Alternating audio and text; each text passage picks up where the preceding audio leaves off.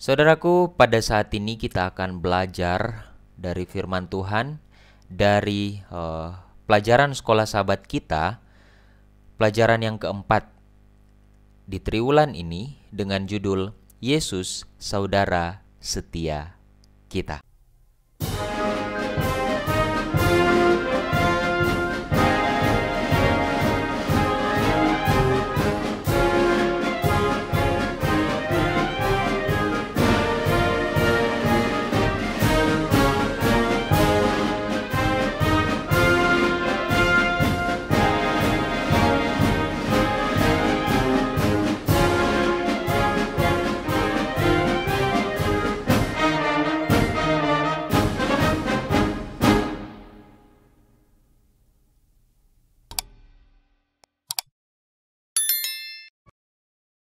Saudara-saudaraku yang diberkati oleh Tuhan, dalam kitab Ibrani, Yesus diperkenalkan sebagai Allah dan manusia. Dan Rasul Paulus menekankan perbedaan antara kedua sifat Yesus dalam dua pasal pertama di kitab Ibrani, yaitu di pasal yang pertama dan pasal yang kedua, di mana pasal pertama Yesus sebagai ilahi dan pasal kedua Yesus sebagai manusia. Pasal pertama, yaitu Yesus adalah anak Allah, ayat 5, dan Yesus adalah Allah Maha Kuasa, ayat 8-12, dan dia sebagai pencipta, penopang, dan penguasa. Ini adalah bagian pertama di pasal pertama, di mana Yesus diperkenalkan sebagai Allah. Dan di pasal kedua, Yesus diperkenalkan sebagai manusia, di mana di ayat 12 pasal 2 Yesus itu sebagai saudara kita, dan ayat 13 Yesus setia kepada Bapa, dan dia sebagai imam besar manusia, dia penyayang dan setia. Penyajian Yesus sebagai saudara yang setia dan penyayang digambarkan dalam gambaran anak sebagai manifestasi tertinggi dari Allah pencipta yang kekal. Kita bisa baca itu dalam Ibrani pasal 1 ayat 1-4. Nah, untuk itu mari kita pelajari bagaimana sifat manusia Yesus digambarkan dalam kitab Ibrani. Setidaknya ada 5. Yang pertama, Yesus sebagai penebus kita. Kedua, Yesus tidak malu. Dan yang ketiga, Yesus seperti kita. Yang keempat, Yesus disempurnakan. Dan yang kelima, Yesus sebagai teladan kita. Mari kita bahas satu persatu. Yesus sebagai penebus kita. Di dalam Ibrani pasal 2 ayat 15, dan supaya dengan jalan demikian ia membebaskan mereka yang seumur hidupnya berada dalam perhambaan oleh karena takutnya kepada maut. Kita tahu bersama bahwa manusia jatuh ke dalam dosa. Dan akibat dari dosa atau upah dosa ini kalau kita baca dalam kitab Roma yaitu maut, kematian kekal. Dan ketika manusia ini jatuh ke dalam dosa, mereka merasa takut. Mereka merasa takut. Dan itulah yang dilakukan oleh Yesus. Dia menebus kita. Dia berada dalam perhambaan untuk membebaskan kita dari ketakutan akan dosa. Saudara-saudaraku, pada zaman Israel kuno, seseorang dapat diambil sebagai budak untuk membayar hutang mereka. Jadi kalau ada orang yang berbuat salah atau berhutang, orang ini bisa diambil atau ditahan dalam Imamat pasal 25 ayat 47 untuk dijadikan budak gantinya membayar hutang mereka ketika mereka berhutang. Nah, dalam Imamat 25 ayat 54 juga, jika mereka tidak menyelesaikannya, mereka diperbudak sampai tahun Yobel. Namun, perlu kita ketahui bahwa kerabat dekat dari mereka ini dapat berfungsi sebagai seorang penebus mereka. dengan cara melunasi hutang mereka, dan dengan demikian mereka bisa memperoleh pembebasan. Ayatnya kita bisa baca dalam Imamat pasal 25 ayat 48 sampai 49. Nah, penebus juga bertanggung jawab untuk membalas pembunuhan seorang kerabat. Jadi dia punya hak untuk membalas pembunuhan seorang kerabatnya ini, si penebus ini, dalam Bilangan 35 ayat 19. Dan kita tahu bersama sejak Adam berdosa, kita semua telah diperbudak oleh dosa itu sendiri.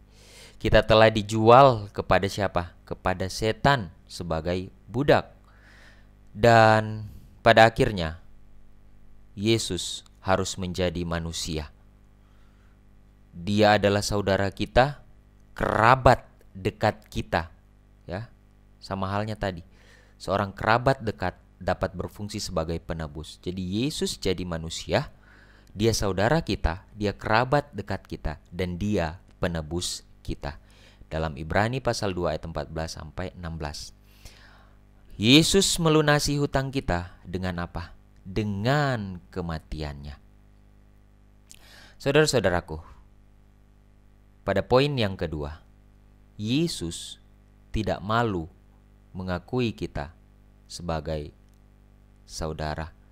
Dia tidak malu menyebut kita saudara. Poin yang pertama, Yesus menebus kita, manusia yang jatuh ke dalam dosa. Dan poin yang kedua, yaitu dia tidak malu menyebut kita sebagai saudaranya. Yesus tidak malu. Ibrani 2 ayat 11 katakan, sebab ia atau Yesus yang menguduskan dan mereka yang dikuduskan, mereka semua berasal dari satu. Itulah sebabnya ia tidak malu menyebut mereka saudara. Luar biasa Tuhan kita, bukan? Mari kita lihat kisah Musa. Kisah Musa ini adalah contoh dari apa yang Yesus lakukan bagi kita, di mana Musa menolak tahta Mesir dan memilih untuk menjadi bagian dari bangsa yang diperbudak saudara-saudaranya. Dalam Ibrani 11 ayat 24 sampai 25. Dan Yesus merupakan raja alam semesta. Dia menjadi bagian dari bangsa yang diperbudak oleh dosa.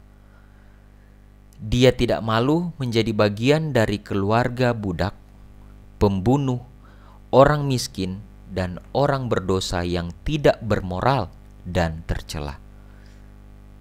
Musa yang seharusnya dia mendapatkan tahta Mesir, dia memilih untuk apa? Menjadi bagian dari bangsa yang diperbudak, karena bangsa ini adalah saudara-saudaranya. Yesus pula mau meninggalkan kemuliaannya. Dia sebagai raja seluruh jagat raya alam semesta, tapi dia mau diperbudak, ya. Dia mau menjadi bagian dari bangsa yang diperbudak oleh dosa.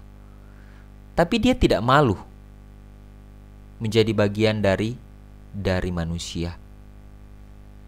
Luar biasa Tuhan kita. Dia tidak pernah malu. Pertanyaannya, bagaimana dengan saudara dan saya? Apakah kita malu untuk menyatakan bahwa Yesus, Raja alam semesta, adalah saudara kita? Apakah kita akan malu? Atau apakah kita akan saling mempermalukan satu dengan yang lain? Padahal kita semua sama manusia berdosa. Yesus saja rela bersama-sama dengan manusia. Dia tidak malu. Masa kita sebagai manusia mau untuk saling mempermalukan satu dengan yang lain? Dan pertanyaannya, apakah kita akan malu menyatakan Yesus bagi orang lain dengan cara hidup kita?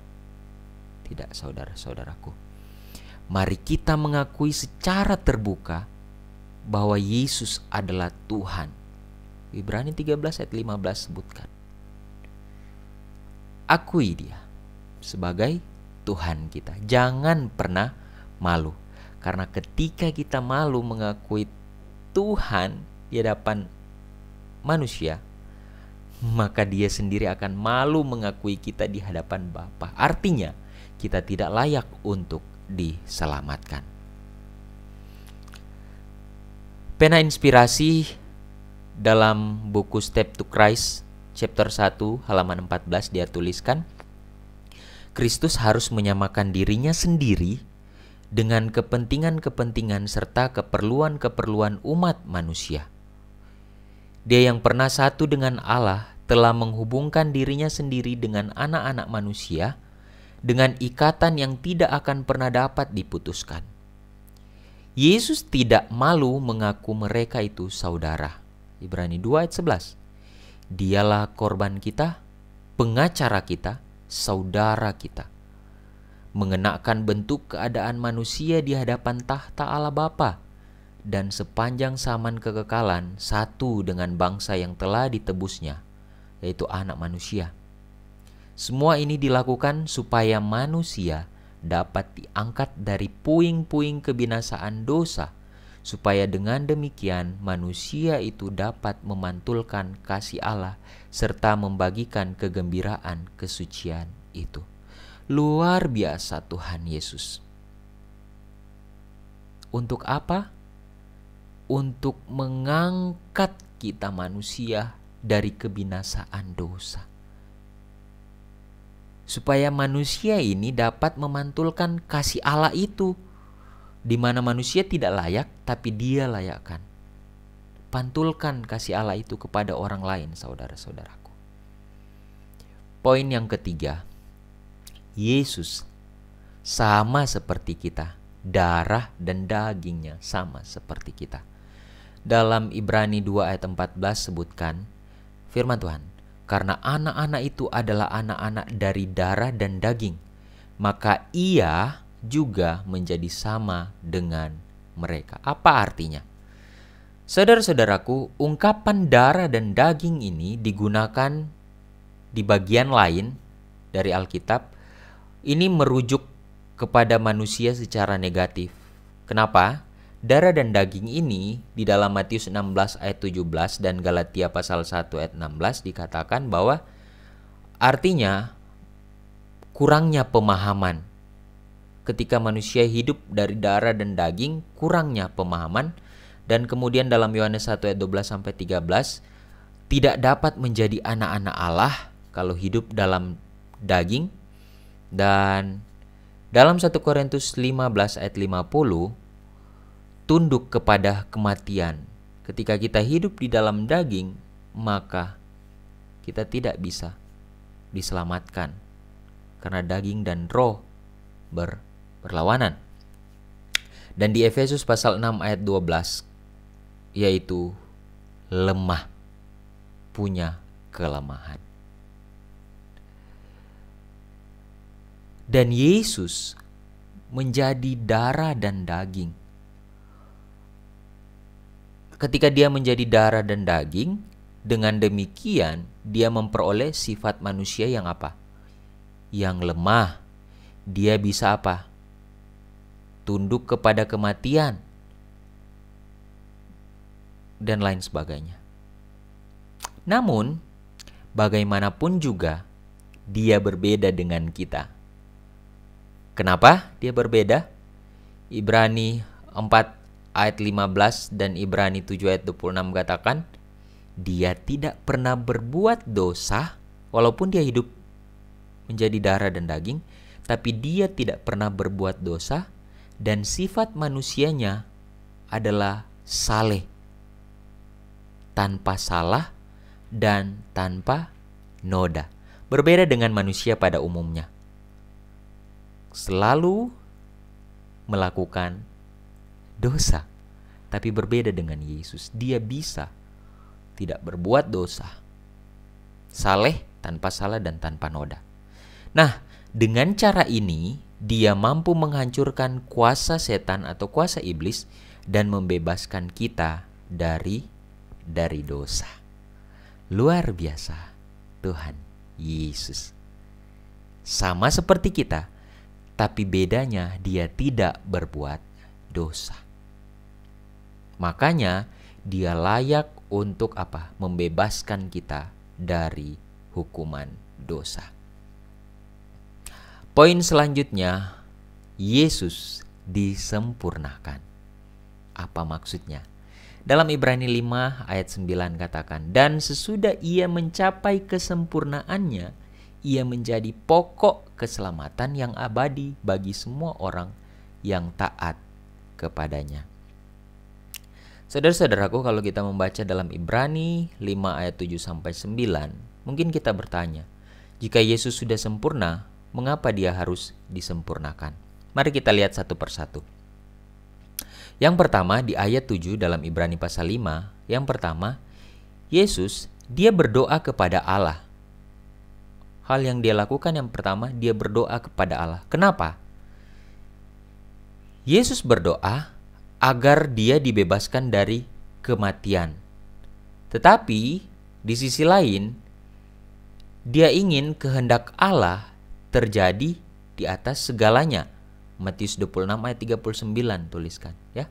Jadi dia berdoa kepada Bapa supaya dia bebas dari kutuk dosa, yaitu kematian. Tapi dia juga mau agar kehendak Allah ini terjadi, yaitu apa? Menyelamatkan manusia dari dosa. Dia tidak mau dia dibebaskan dari kematian, tapi kehendak Allah untuk menyelamatkan manusia tidak terjadi. Tapi dia rindu dua-duanya terjadi dalam dirinya.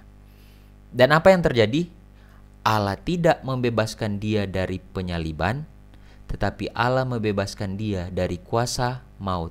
Artinya, Tuhan jawab, Allah jawab, di mana dia bebaskan Yesus dari kematian, ya kan?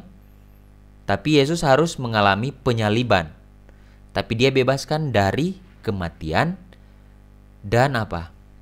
Dia juga berhasil melakukan kehendak Allah, yaitu menyelamatkan manusia dari dosa karena doanya dijawab dengan cara dia dibangkitkan. Ketika dia dibangkitkan, itulah terlaksana semua kehendak Allah, menebus manusia. Luar biasa kan? Dan yang kedua, di ayat 8 Ibrani pasal 5, Yesus belajar untuk taat. Yesus belajar ketaatan selama hidupnya di bumi. Cara dia belajar yaitu dia menyerahkan pada kehendak Allah ketika dia di Taman Getsemani. Luar biasa. Dia menyerah kepada Allah Bapa. Dia serahkan sepenuhnya kehidupannya untuk taat kepada Allah Bapa. Yang seharusnya dia tidak pernah menaati seseorang sebelumnya, karena dia adalah Allah. Namun, dia harus belajar untuk taat sebagai manusia, agar supaya menjadi juru selamat kita. Dia harus tunduk pada kehendak Allah di sorga. Luar biasa Tuhan kita. Dan yang ketiga, dia akhirnya disempurnakan dalam Ibrani 5 ayat 9. Kenapa? Kesempurnaan Yesus adalah hasil dari ketaatannya yang rela untuk berkorban.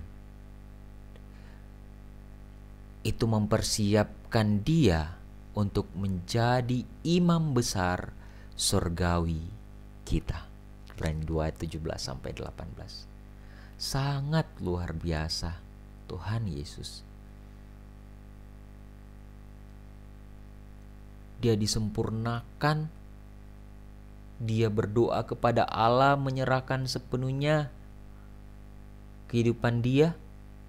Dia belajar untuk taat, berserah, dan pada akhirnya dia disempurnakan.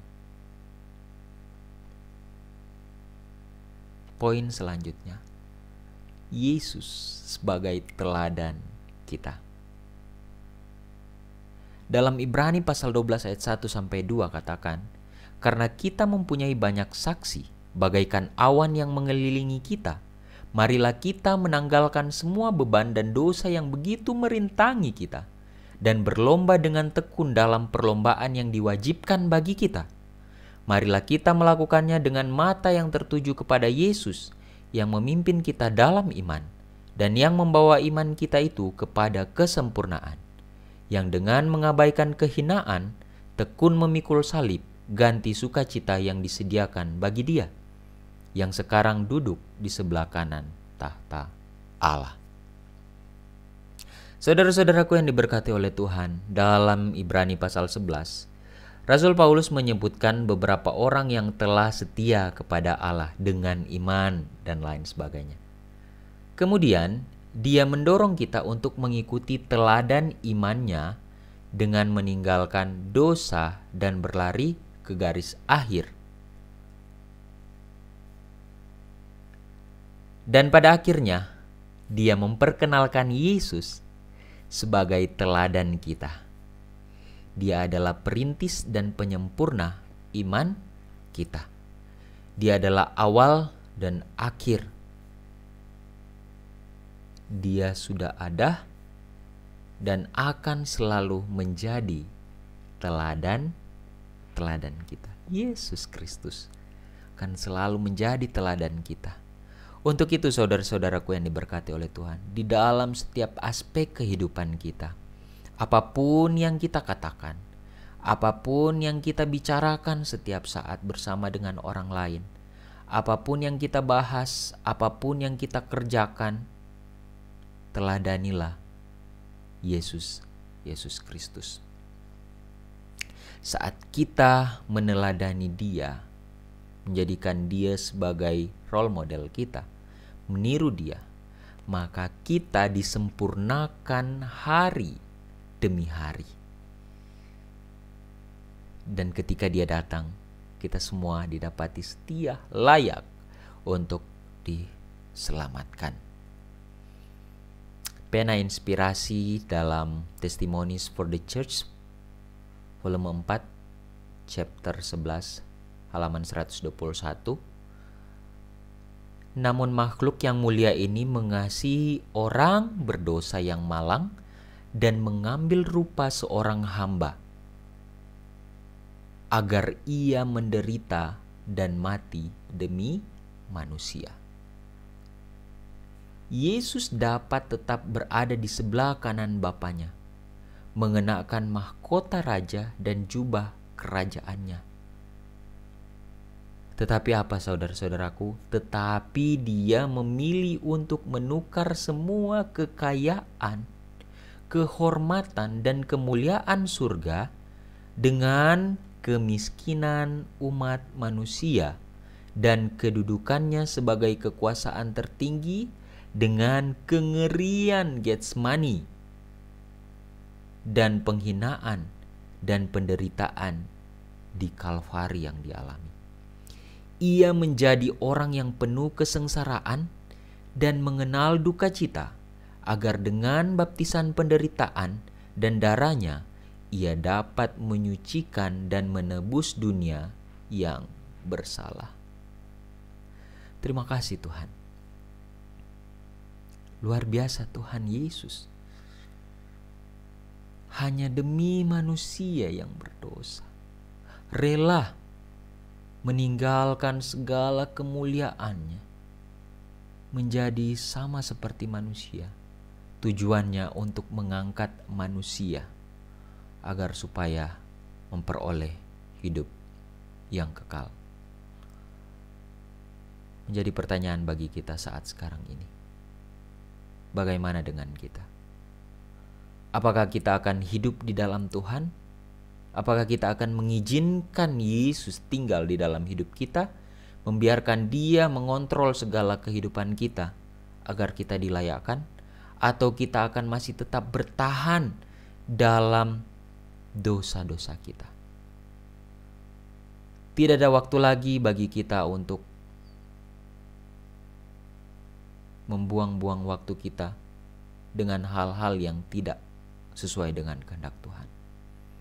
Mari dekatkan diri kita kepada Tuhan setiap saat, agar kita dilayakkan memiliki kehidupan kekal. Ketika Dia datang, kita semua dapat diselamatkan. Saudara-saudaraku yang diberkati oleh Tuhan, demikianlah pelajaran sekolah sahabat kita saat ini, dan kiranya ini boleh menjadi berkat dalam kehidupan kita, boleh terus menguatkan kita, menyadarkan kita bahwa Tuhan Yesus adalah penebus kita. Dia adalah saudara kita. Dia tidak pernah malu mengakui kita sebagai saudaranya. Dia telah disempurnakan dengan mengalami penderitaan. Begitu pula dengan kita. Kita akan terus disempurnakan lewat penderitaan yang mungkin diizinkan terjadi dalam hidup kita. Dan pada akhirnya, Yesus menjadi teladan bagi kita. Karena kenapa? Dia telah melaksanakan kehendak Allah dengan sempurna. Dia menjadi sama seperti kita manusia, tapi Dia tidak berbuat dosa. Kiranya Tuhan memberkati kita semua. Amin.